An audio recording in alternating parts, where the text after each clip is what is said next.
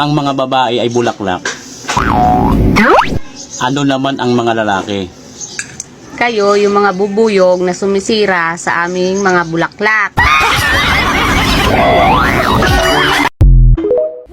Porket mahal na mahal ka ngayon ng jowa mo, niyayabangan mo na ako. Hoy!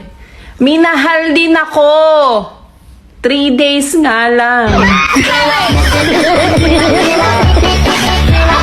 Tumawag ka ng mga lalaki. Utang na loob, tumawag ka ng mga lalaki. Malandi ka! Paano ako tatawag ng mga lalaki? 3 araw ka na nga hindi lumalabas ng bahay eh. Tapos 3 araw ka na hindi naliligo sa kakatiktok mo dyan. Nangangamoy ka na ng isda. Maligo ka na nga! Baby face ka lang. Pero ako ang baby niya.